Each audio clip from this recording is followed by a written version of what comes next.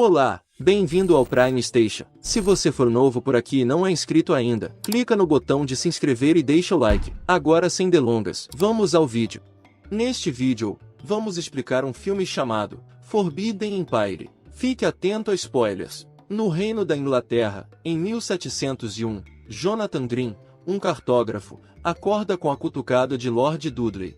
Lord Dudley está furioso porque sua filha está dividindo a cama com um homem por quem ele tem pouca consideração. Após sua partida apressada, Jonathan envia uma carta se desculpando com a senhorita Dudley porque, a verdade é que ele não tem mais dinheiro. Ele investiu todo o seu dinheiro em sua invenção que pode revolucionar o campo da cartografia para mostrar as verdadeiras fronteiras dos países do mundo.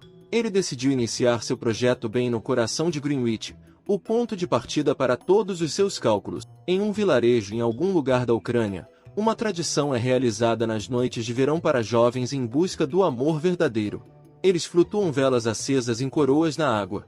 E se algum jovem se juntar em sua coroa de flores, ela saberá que ele é seu destino. Uma das meninas, Panosha, desaparece durante o rito. No escuro, sua amiga, Nastúzia, a descobre no pântano, ofegante. Panosha agarra a saia de Nastúzia e a puxa para o fundo da água. Um demônio com cabeça de carneiro e chifres gigantes puxa Nastúzia e a deita no chão. No dia seguinte, Panosha é descoberta por seu pai no pântano.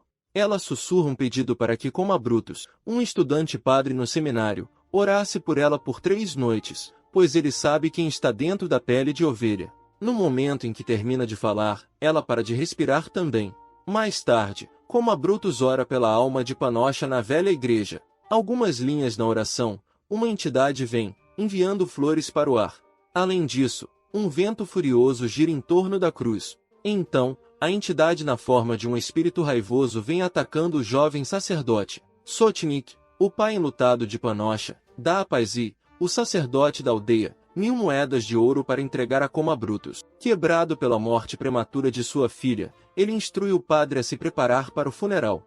A caminho da velha igreja, Paizi vê Dorosh e Overco, 2 dos aldeões, no sopé da colina. Ele mostra a eles a bolsa contendo as 1000 moedas de ouro que Sotnik está dando a Coma. Os 2 aldeões nunca viram tanto dinheiro na vida.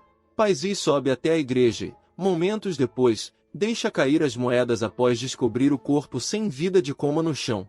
Ele expulsa Satanás e declara que o lugar não é mais seguro, pois foi profanado por uma entidade maligna. Depois que o padre sai correndo, Dorosh e Overco pegam as moedas avidamente. 9 meses depois, a sorte de Jonathan acabou. Ele ainda não chegou ao seu destino, que fica no extremo oriente, mas seus recursos estão todos esgotados. De volta para casa, a senhorita Dudley deu à luz o filho de Jonathan. No meio da floresta, Jonathan desce da carruagem para se aliviar. Os cavalos começam a se mover, então ele fecha rapidamente e monta. Do nada, uma matilha de lobos famintos começa a perseguir a carruagem. Ele sobe ao telhado para atirar neles com seu rifle, e alguns dos lobos desaparecem no ar. Em um lugar não tão distante, os aldeões estão assando um porco no fogo. A carruagem bate na cerca, pegando fogo e fazendo Jonathan voar no ar. Ele cai na lama, criando pânico entre os aldeões. Paizi agarra uma cruz e proclama que o estranho foi enviado por Satanás para penetrar em seu círculo. Mas um dos aldeões duvida porque os joelhos de Jonathan estão batendo de medo. Depois que Jonathan se apresenta como um cientista e súdito da rainha da Inglaterra, o povo se convence de que ele não faz mal. Enquanto isso, Sotnik pede a Paizi para realizar o funeral de sua filha na velha igreja porque já se passaram 12 meses desde a morte dela. Ele se oferece para que a estrada seja desobstruída por seus homens, mas Paizi ainda fica extremamente amedrontado sempre que é lembrado do lugar. Mais tarde, após obter o mapa do estranho, Sotnik pede a seu criado, Petrus, que discretamente busque Jonathan. Como um pai enlutado, ele não pode deixar sua filha apodrecer na igreja sem ter um funeral adequado. Quando ele finalmente conhece Jonathan, ele pede que ele faça um mapa do terreno que circunda a velha igreja. Em troca, ele está disposto a pagar 1000 moedas de ouro. Jonathan, precisando muito de dinheiro, aceita. Mas ele pede para ter alguém como companheiro para ajudá-lo na missão. Quando Jonathan volta para sua cabana, os aldeões o convidam para um banquete. Eles falam sobre Coma Brutus, o sujeito que morreu na igreja enquanto orava por Panosha. Um dos aldeões pega um pedaço de giz e diz a Jonathan que é a coisa mais importante que eles possuem. Ele diz que se alguém desenha um círculo ao redor de si mesmo, nem mesmo o diabo pode tocá-lo. Nastúzia, que perdeu a fala desde o incidente, entra para pegar um pouco de comida. Quando perguntada se ela está indo para o pântano, ela ignora o aldeão e sai. Por curiosidade, Jonathan pergunta se alguém já ouviu falar do destino de Coma. Mal sabem eles, Coma costumava lutar contra Panocha na velha igreja todas as noites, e a cada nascer do sol, assim que o galo cantava, Panocha voltava para seu caixão e caía em um sono profundo. Enquanto isso, na Inglaterra, Miss Dudley envia um pombo com uma mensagem para o pai de seu filho. No dia seguinte, Jonathan vai para a velha igreja com Petrus. Alguém da aldeia viu os dois e relatou a Paisy. Com uma corda amarrada na cintura, Jonathan sobe na antiga igreja.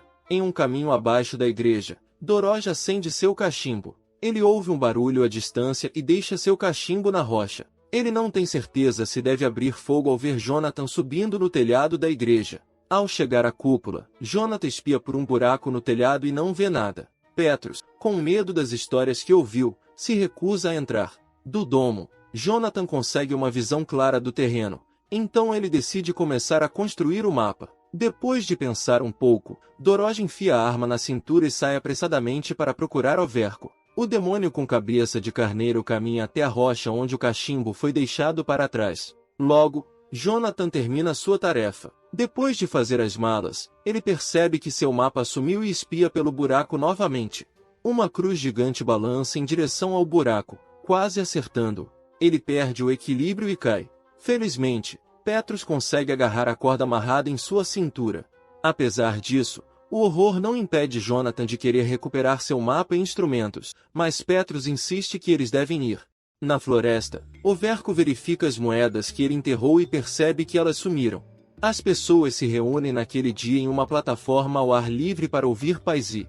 Enquanto Jonathan e Petrus vão para a casa de Sotnik, todos lançam um olhar suspeito. Ao ouvir Jonathan falar sobre o diabo na velha igreja, Sotnik perde a paciência. Ele se recusa a acreditar que o lugar está infestado de espíritos malignos. Antes de Jonathan partir, Sotnik o avisa para terminar seu trabalho, ou ele será esfolado vivo.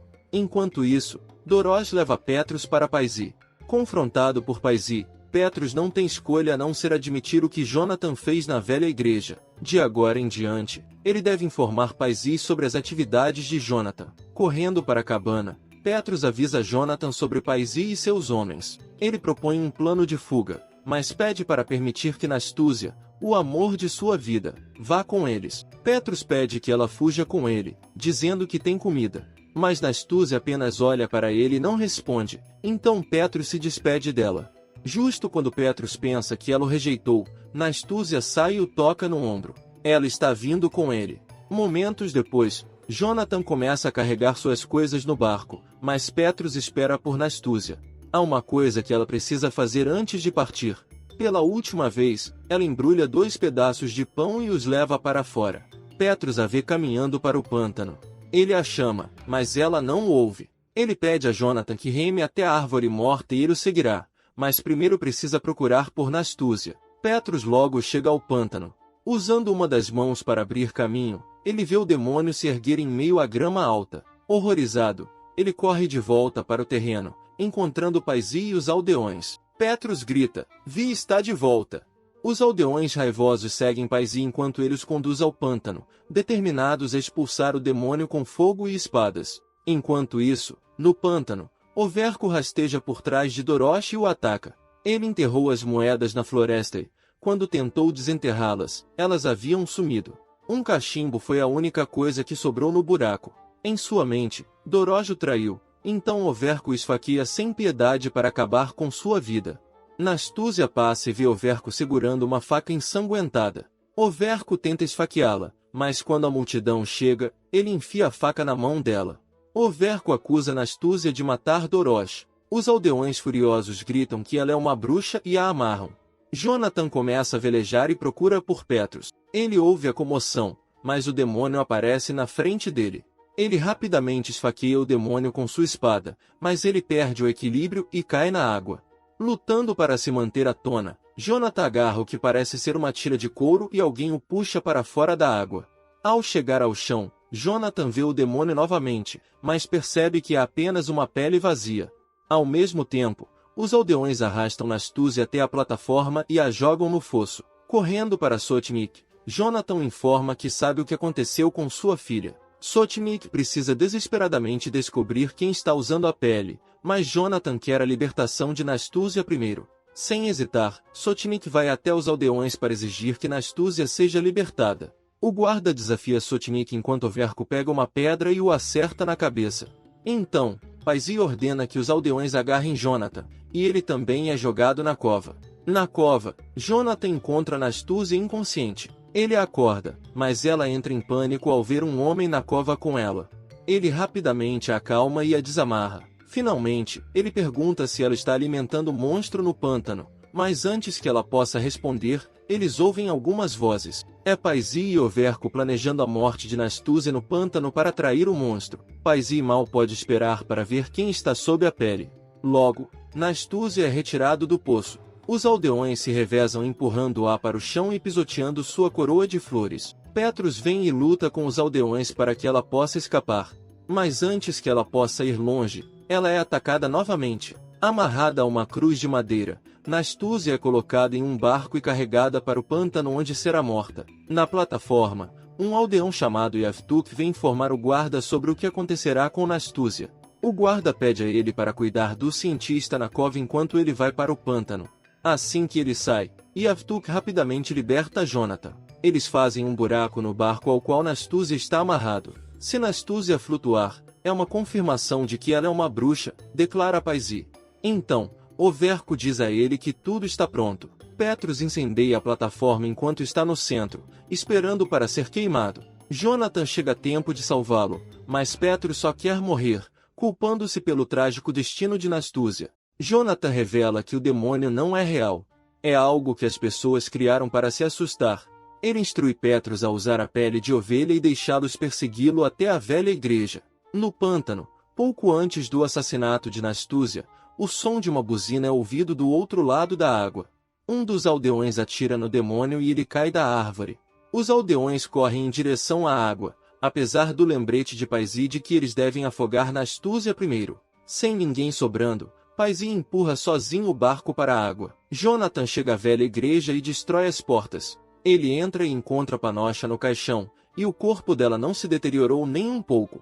Há um movimento na porta e Jonathan sabe que Coma Brutus, que está vivo, está na igreja. Jonathan já pegou o mapa que perdeu, atirando na perna de Coma antes de confrontá-lo por tentar matá-lo no domo. Jonathan acredita que Coma gostava de Panosha, mas quando percebeu que ela estava fora de seu alcance, ele a atacou e a violou, deixando-a morrendo. Foi por isso que Panosha pediu a seu pai para fazer Coma orar por seu cadáver, esperando que ele se arrependesse e confessasse. Ela sussurrou que Coma saberia quem está sob a pele de ovelha porque era ele quem a usava. Coma aterrorizou a vila por um ano inteiro, e agora outra garota inocente será morta por causa dele. Coma luta para se levantar, mas cai novamente.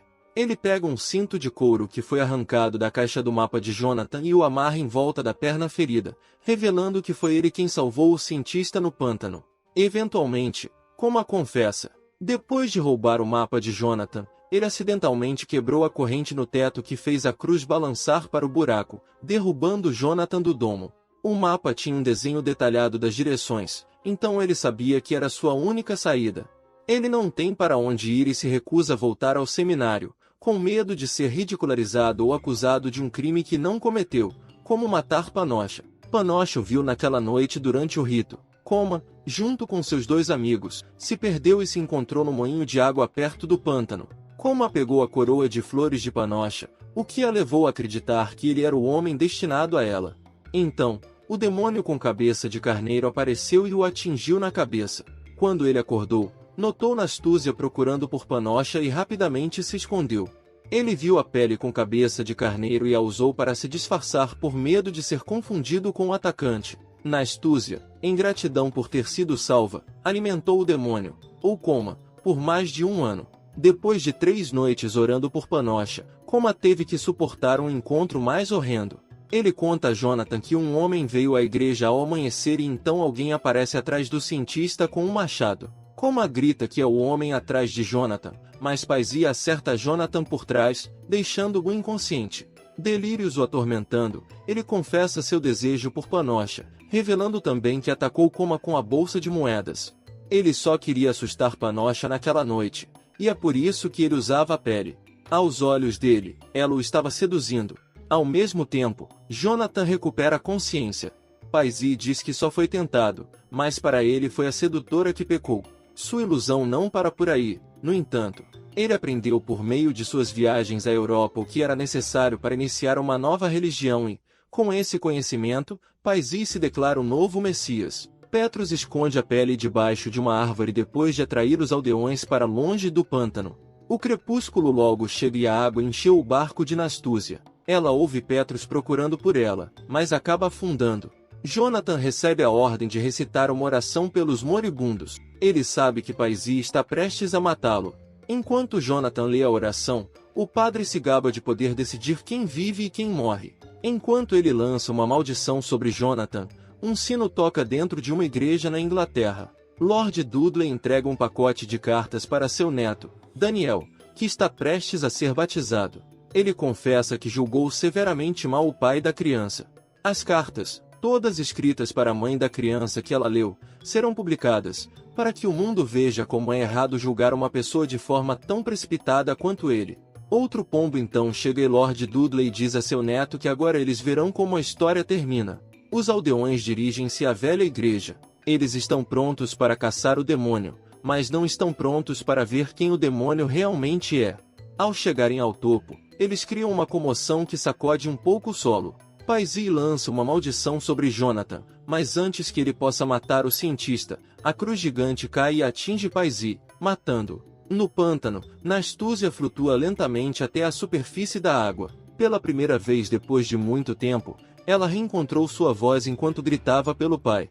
Jonathan se ajoelha para enfrentar a cruz enquanto os aldeões entram na igreja. Um milagre aconteceu, ele escreve em sua carta para Miss Dudley. Ele sente o sopro de Deus. Seu toque mudou seu destino. Nunca antes ele sentiu algo assim. Petros e Nastúzia se reencontram. Como a Brutus se torna o novo sacerdote da aldeia. E quanto a Jonathan, ele escreve mais uma vez em sua carruagem. Agora que seu medo foi vencido e sua mente científica pode novamente analisar seus sentimentos, ele conclui que todos os fantásticos eventos dos últimos dias nada mais são do que uma invenção da imaginação coletiva das pessoas. Ele parte em uma nova jornada, desta vez rumo ao Oriente.